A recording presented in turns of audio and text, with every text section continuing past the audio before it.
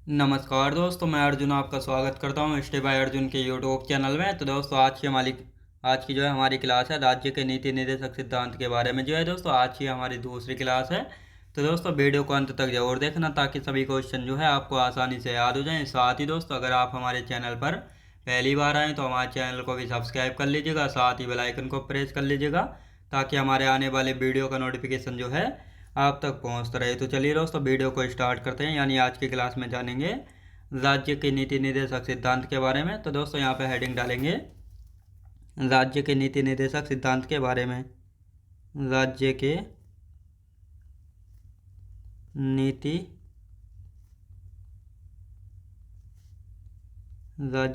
निर्देशक सिद्धांत। नीति निर्देशक सिद्धांत तो दोस्तों इनको जो है डीपीएसपी भी कहा जाता है। तो आज की जो है हमारी दूसरी क्लास हो जाती है। तो दोस्तों कल की क्लास में हमने जाना था कि जो राज्य के नीति निर्देशक सिद्धांत है इनको जो है संविधान के भाग 4 में जो है रखा गया। और साथ ही दोस्तों इसमें आर्टिकलों की यदि बात की जाए तो आर्टिकल जो है इसमें कितने हैं, आर्टिकलों की यहाँ पे हम बात की गई थी। तो आर्टिकल जो है इसमें 36 से लेकर 51 तक जो आर्टिकलों की चर्चा की गई थी। और साथ ही दोस्तों राज्य के नीति निर्देशक सिद्धांत को जो है कुछ स्टेटमेंट यानी कथन थे, किसने जो है क्या कहा था। जैसे डॉक्टर बी आर अम्बेडकर साहब के द्वारा कहा गया था संविधान की एक अनोखी विशेषता जो है कहा गया था डीपीएसपी को।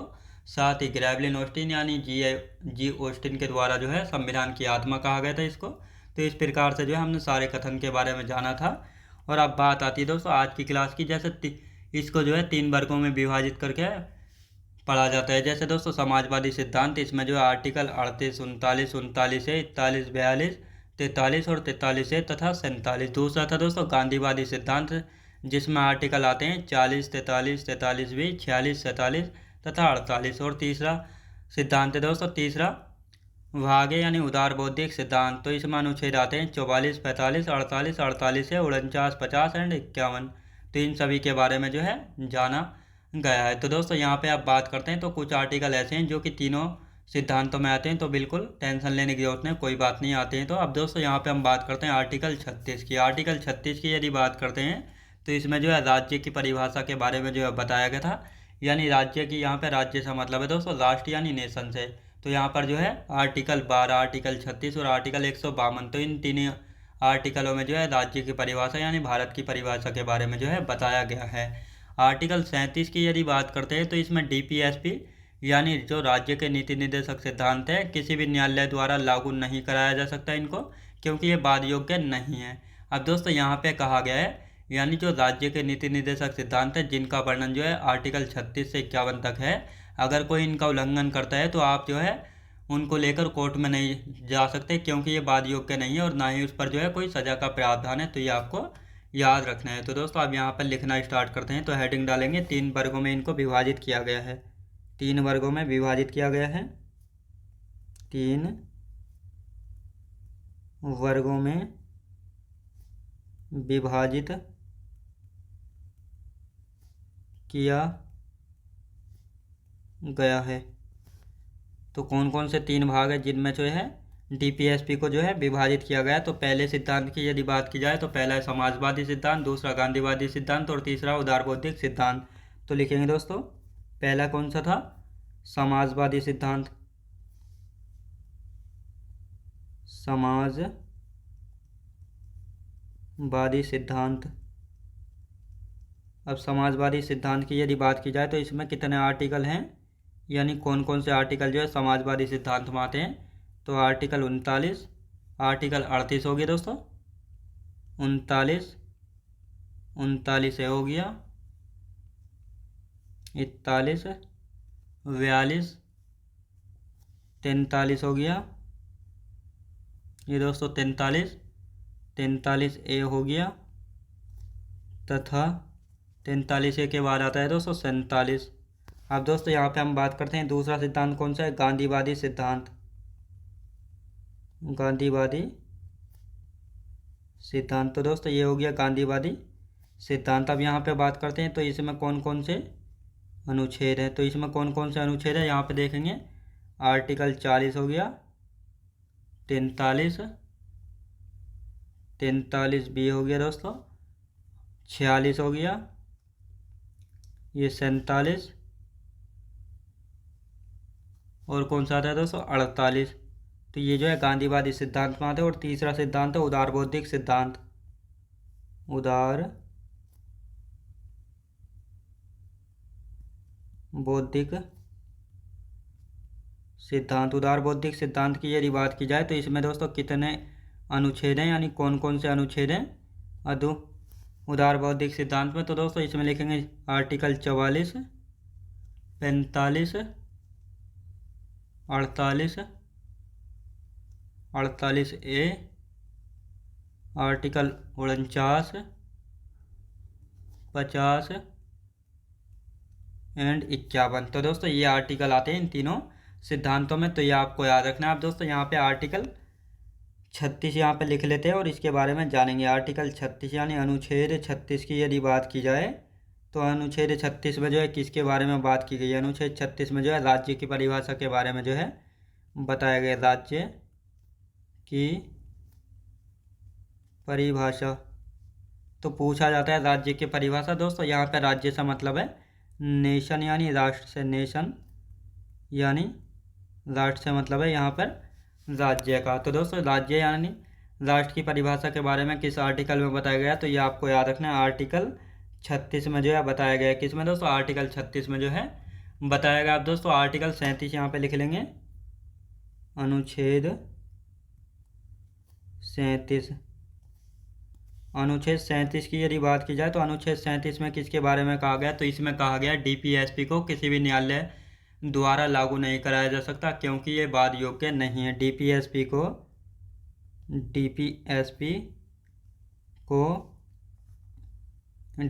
को किसी भी न्यायालय द्वारा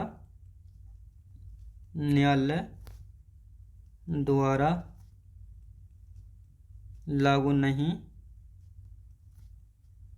कराया जा सकता है, क्योंकि ये वाद योग्य नहीं है। क्योंकि ये वाद योग्य नहीं है। तो ये आपको याद रखना है। आप दोस्तों यहाँ पे हम हेडिंग डालेंगे आर्टिकल 38। तो आर्टिकल 38 बन डाल लेते हैं यहाँ पे हेडिंग। अनुच्छेद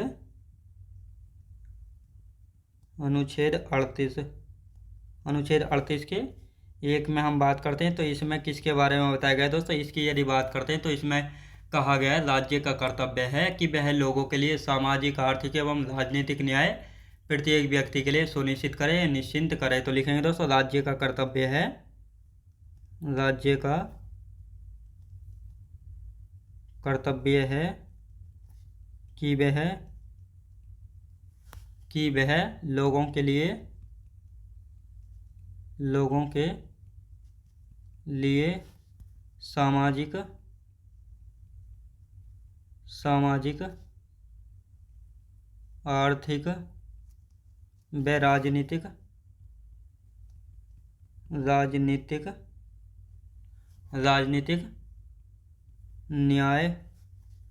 न्याय प्रत्येक व्यक्ति के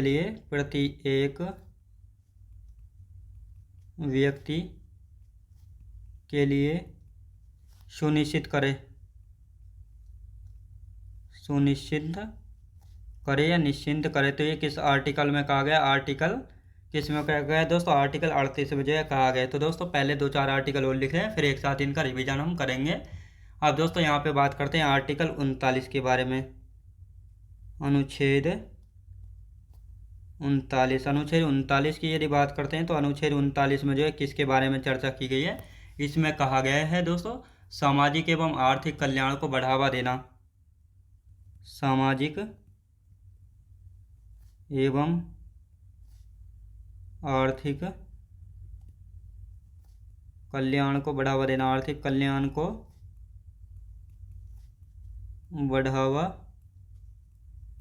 देना। तो ये आपको याद रखना है। आप दोस्तों यहाँ पे हम बात करते हैं आर्टिकल 39 का क्या? अनुच्छेद 39 का क्या? अनुच्छेद 39 के क्या की यदि बात करते हैं तो दोस्तों इसको जो है पहले देखेंगे इसको किस संविधान संशोधन के द्वारा जोड़ा गया था। तो दोस्तों आर्टिकल 39 के, आर्टिकल 43 के और आर्टिकल 48 के। तो इन तीनों आर्टिकलों को जो है 42वां संविधान संशोधन अधिनियम 1976 के तहत जो है जोड़ा गया था दोस्तों। अब इसमें बात करते हैं, इसमें जो है सभी को समान रूप से न्याय तथा आर्थिक रूप से कमजोर व्यक्ति को निःशुल्क विधिक सहायता की व्यवस्था के बारे में जो है बताया गया है। तो दोस्तों पहले लिखेंगे इसको जो है 42वें संविधान संशोधन के द्वारा 42वें संविधान संशोधन अधिनियम 1976 के तहत जो है जोड़ा गया था। किसके द्वारा? 1973 के तहत जो है जोड़ा गया। अब दोस्तों इसमें सभी व्यक्तियों को सभी को समान रूप से समान रूप से सभी को जो है समान रूप से न्याय तथा आर्थिक रूप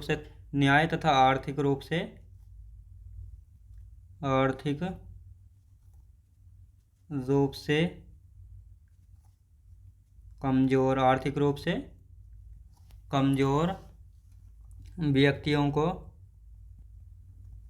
कमजोर व्यक्तियों को निःशुल्क विधिक सहायता की व्यवस्था, निःशुल्क विधिक सहायता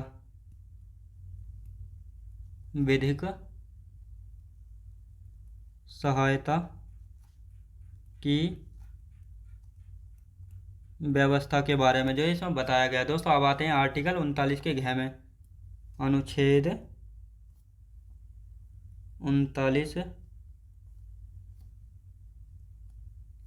के घ में, अनुच्छेद 39 के घ की यदि बात की जाए तो इसमें जो है किसके बारे में बताया गया है दोस्तों? इसमें जो है कहा गया है कि स्त्री एवं पुरुष को जो है समान कार्यों के लिए समान वेतन का प्रावधान लिखेंगे।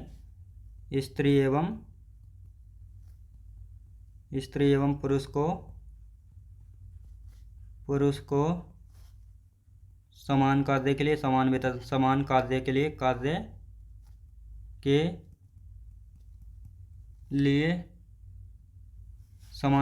लिए समान वेतन का प्रावधान, समान वेतन का प्रावधान के बारे में जो है इसमें बताया गया। दोस्तों अब आते हैं आर्टिकल 40 के बारे में। अनुच्छेद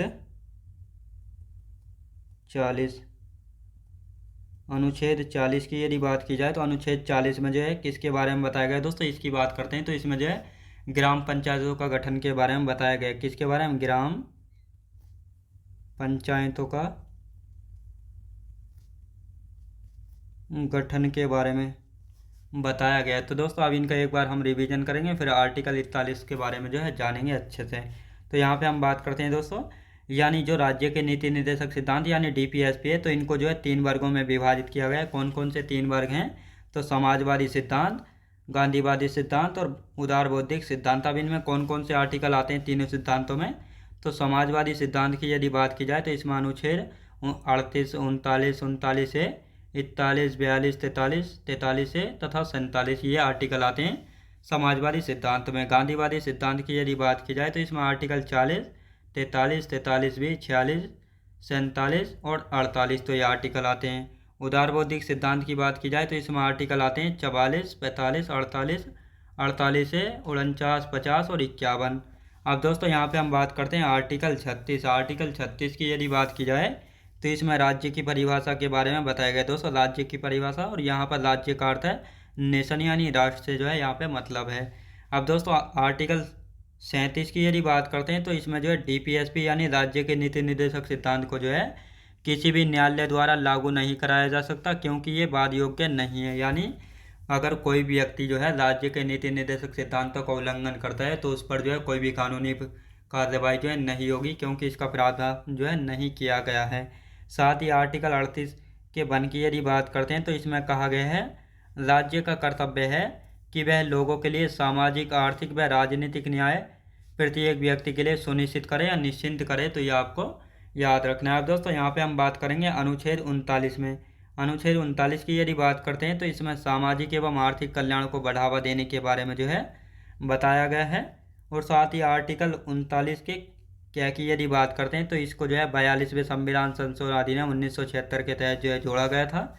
इसमें कहा गया है सभी को समान रूप से न्याय तथा आर्थिक रूप से कमजोर व्यक्ति को जो है निःशुल्क विधिक सहायता की व्यवस्था के बारे में जो है बताया गया है। तो दोस्तों यहाँ पे कहा गया है, अगर किसी का मामला या किसी का केस सुप्रीम कोर्ट में जाता है और उसकी स्थिति जो है इतनी कमज़ोर है कि वह जो है वकील को हायर करने की फीस जो है नहीं भर सकता है, तो उसको जो है जो सुप्रीम कोर्ट के जज होते हैं तो अपनी तरफ से जज जो है उसको अपनी तरफ से एक वकील कर देते हैं ताकि वह उसका केस जो है लड़ सके। तो इसी को कहा गया निःशुल्क विधिक सहायता की व्यवस्था। आर्टिकल 39 के क्या में अब साथ दोस्तों यहाँ पे बात करते हैं आर्टिकल 39 के घ की यदि बात करते हैं तो इसमें स्त्री एवं पुरुष को समान कार्यों के लिए समान वेतन का प्रावधान, यानी यहाँ पे कहा गया है स्त्री और पुरुष अगर एक समान कार्य करते हैं, यानी एक समान कार्य करते हैं, दोनों एक ही कार्य करते हैं, तो उन दोनों को जो है समान वेतन का प्रावधान है आर्टिकल 39 के घ में कहा गया है।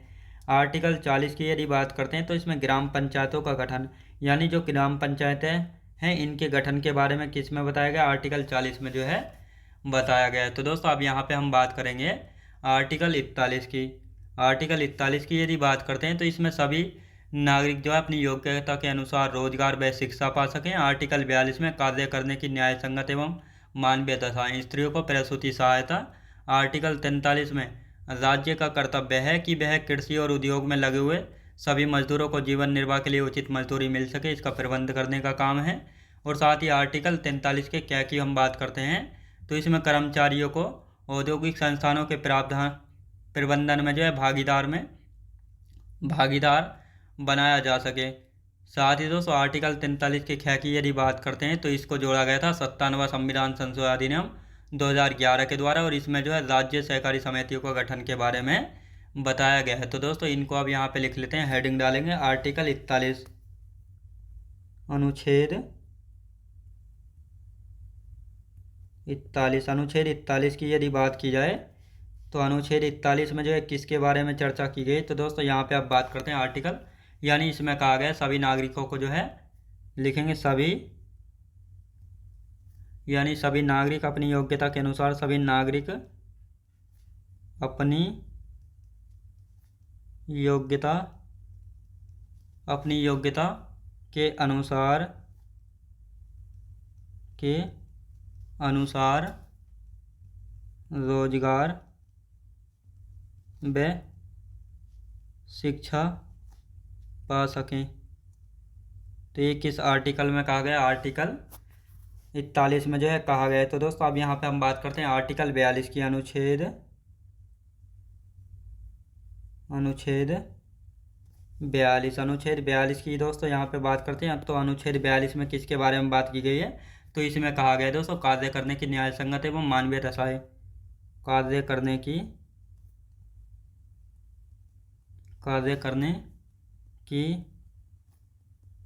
न्याय संगत एवं मानवीय दशाएं के बारे में बताया गया। और साथ ही दोस्तों स्त्रियों को प्रसूति सहायता, स्त्रियों को प्रसूति सहायता के बारे में जो यहाँ पे बताया गया है। तो दोस्तों अब यहाँ पे हम बात करेंगे आर्टिकल 43 की, अनुच्छेद 43 की यदि बात की जाए तो दोस्तों अनुच्छेद 43 में जो है किसके बारे में बात की गई है, तो इसमें कहा गया राज्य का कर्तव्य है कि वे कृषि और उद्योग में लगे हुए सभी मजदूरों को जीवन निर्वाह के लिए उचित मजदूरी का प्रबंध कर सकें। लिखेंगे राज्य का कर्तव्य है, राज्य का कर्तव्य है कि वह कृषि और उद्योग में लगे, कृषि व उद्योग में लगे हुए सभी मजदूरों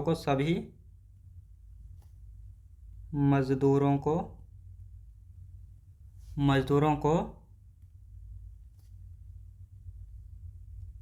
जीवन निर्वाह के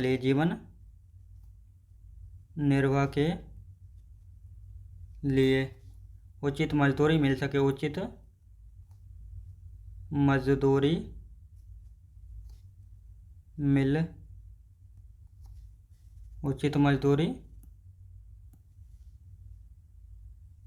मिल सके। तो ये कहाँ पे बताया गया, आर्टिकल 43 में जो है बताया गया। अब दोस्तों यहाँ पे हम बात करते हैं अनुच्छेद 43 के क्या में, अनुच्छेद 43 के क्या की यदि बात करते हैं तो अनुच्छेद 43 के क्या में जो है किसके बारे में बताया गया है। तो यहाँ पे हम बात करेंगे दोस्तों, सबसे पहले बात करते हैं इसको जो है 42वां संविधान संशोधन अधिनियम 1976 के तहत जो है जोड़ा गया था। 42वां संविधान संशोधन अधिनियम 1976 के तहत जो है जोड़ा गया था। अब दोस्तों इसमें किसके बारे में बताया गया, तो इसमें लिखेंगे कर्मचारियों को औद्योगिक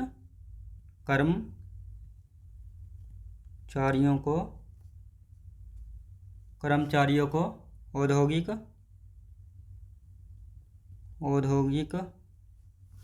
औद्योगिक संस्थानों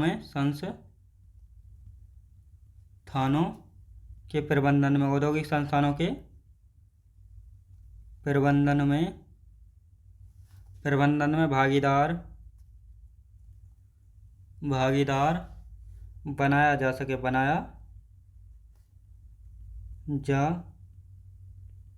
सके। तो ये आपको याद रखना है। अब दोस्तों आर्टिकल 43 के ख की यदि बात करते हैं लिखेंगे अनुच्छेद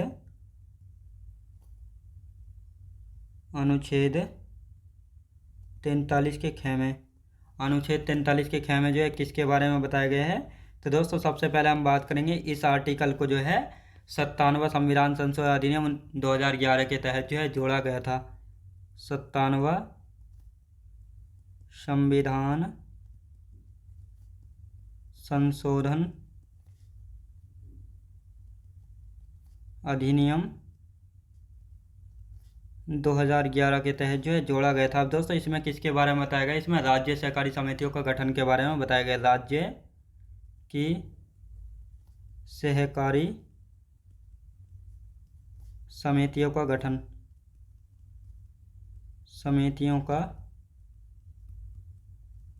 के बारे में जो है बताया गया है। तो ये आपको याद रखना है। अब दोस्तों यहाँ पे हम बात करेंगे, तो दोस्तों पहले इनका रिवीजन कर लेते हैं, फिर आर्टिकल 44-45 के बारे में जानेंगे। तो दोस्तों यहाँ पे हम बात करते हैं आर्टिकल 41 की यदि बात करते हैं तो इसमें जो है सभी नागरिक जो है अपनी योग्यता के अनुसार रोजगार व शिक्षा पा सकें, आर्टिकल 41 में चर्चा की गई है। आर्टिकल 42 की यदि बात करते हैं तो कार्य करने की न्याय संगत एवं मानवीय दशाएं, यानी स्त्रियों को प्रसूति सहायता, यानी यहाँ पे कहा गया अगर स्त्री गर्भवती है तो उसको जो है 6 महीने तक की छुट्टियाँ मिल सकती हैं और उनकी जो है सैलरी बराबर आती रहेगी।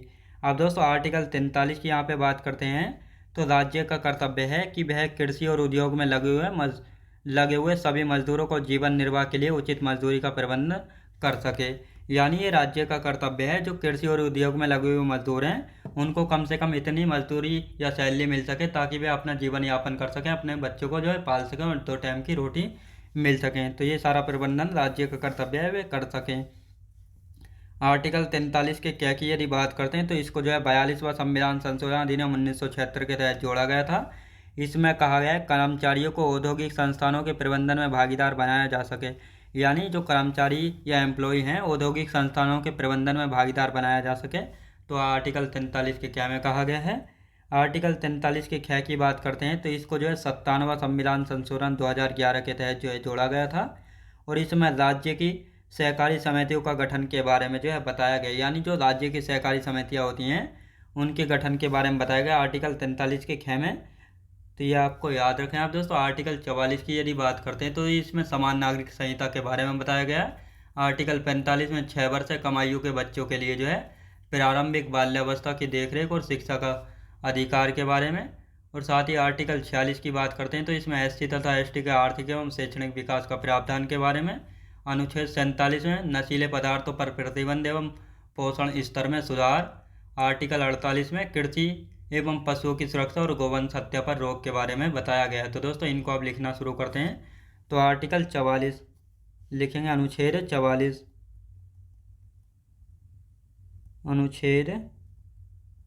44 की यदि बात करते हैं तो अनुच्छेद 44 में किसके बारे में बताया गया है।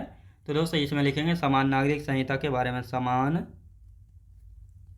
नागरिक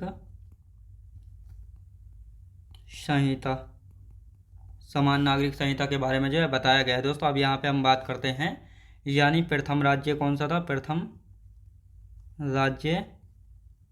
प्रथम राज्य था गोवा। यानी दोस्तों गोवा की यदि बात करते हैं तो आज़ादी से पहले जो है गोवा में समान नागरिक संहिता जो है लागू है, लेकिन आज़ादी के बाद की हम बात करते हैं, यानी आज़ादी के बाद समान नागरिक संहिता लागू करने वाला प्रथम राज्य कौन सा है? तो यूके यानी उत्तराखंड है।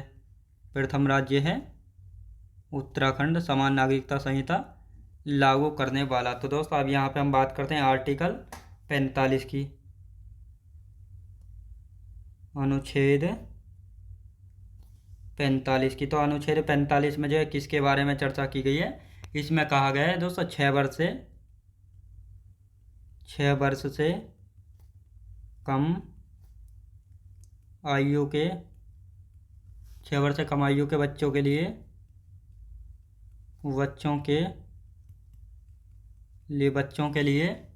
प्रारंभिक बाल्यावस्था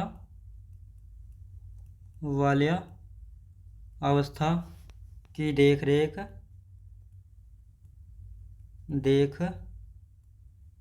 देखरेख और शिक्षा का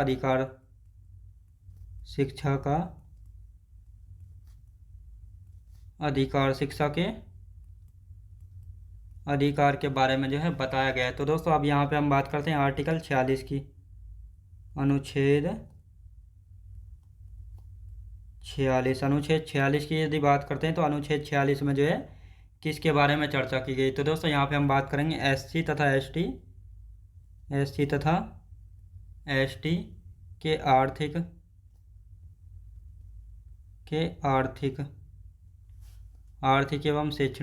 एवं शैक्षिक विकास का प्रावधान के बारे में बताया गया है। तो दोस्तों यहाँ पे हम बात करते हैं एससी क्या होता है? अनुसूचित जाति, और एसटी अनुसूचित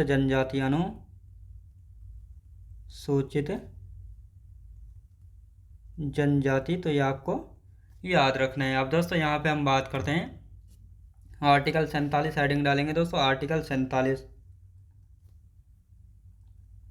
अनुच्छेद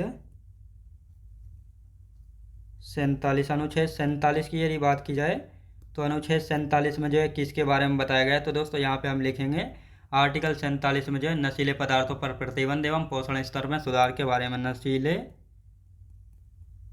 नशीले पदार्थों पर प्रतिबंध एवं पोषण स्तर में सुधार के बारे में बताया गया है। तो ये आपको याद रखना है। तो दोस्तों अब इसका एक बार हम रिवीजन कर लेंगे। तो दोस्तों यहाँ पे हम बात करते हैं, यानी अनुच्छेद 44 की यदि बात की जाए तो समान नागरिकता संहिता यानी समान नागरिक संहिता के बारे में बताया गया आर्टिकल 44 में। और ये प्रथम राज्य कौन सा था? गोवा था। तो गोवा में जो है दोस्तों समान नागरिक संहिता जो है आज़ादी से पहले से ही लागू है, लेकिन आज़ादी के बाद प्रथम राज्य बना है उत्तराखंड, जो कि समान नागरिक संहिता लागू करने वाला। अब दोस्तों यहाँ पे बात करते हैं आर्टिकल 45 की यदि बात की जाए तो इसमें कहा गया है 6 वर्ष से कम आयु के बच्चों के लिए प्रारंभिक बाल्यावस्था की देखरेख और शिक्षा का अधिकार। यानी जो 6 वर्ष से कम आयु के बच्चे हैं तो उनकी जो है प्रारंभिक शिक्षा व बाल्यावस्था की देखरेख के लिए जो है कहा गया है। तो दोस्तों यानी जो गांव-गांव जो आंगनबाड़ियाँ खुली हुई हैं और इनमें जो है 6 वर्ष से कम आयु के बच्चे होते हैं तो उनको भेजा जाता है उनकी प्रारंभिक बाल्यावस्था की देखरेख के लिए और उनकी शिक्षा के अधिकार के लिए उनको भेजा जाता है। तो ये आर्टिकल 45 में। और आर्टिकल 46 की यदि बात की जाए तो एससी और एसटी के आर्थिक एवं शैक्षिक विकास के प्रावधान के बारे में जो है बताया गया। एसटी यानी अनुसूचित जाति और एसटी यानी अनुसूचित जनजाति। अब दोस्तों यहाँ पे आर्टिकल 47 की यदि बात की जाए तो नशीले पदार्थों पर प्रतिबंध एवं पोषण स्तर में सुधार के बारे में बताया गया आर्टिकल 47 में। यानी इसमें कहा गया है जो नशीले पदार्थ हैं उन पर प्रतिबंध लगाओ और जो पोषण स्तर है उसमें सुधार के बारे में बताया गया है। तो ये आर्टिकल 47 में है।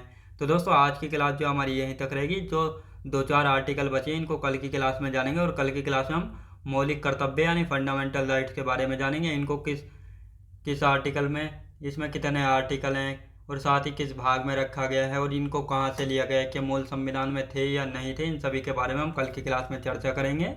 तो दोस्तों आज की क्लास जो हमारी यहीं तक रहेगी। तो मैं उम्मीद करता हूँ आपको वीडियो क्वालिटी, कंटेंट वगैरह सभी कुछ आपको पसंद आया होगा। पसंद आया तो लाइक, शेयर और सब्सक्राइब करना बिल्कुल भी ना भूलें। साथ ही दोस्तों अगर आप हमारे चैनल पर पहली बार आएँ तो हमारे चैनल को भी सब्सक्राइब कर लीजिएगा, साथ ही बेल आइकन को प्रेस कर लीजिएगा, ताकि हमारे आने वाले वीडियो का नोटिफिकेशन जो है आप तक पहुंचता रहे। तो चलिए दोस्तों मिलते हैं नेक्स्ट वीडियोज़ में।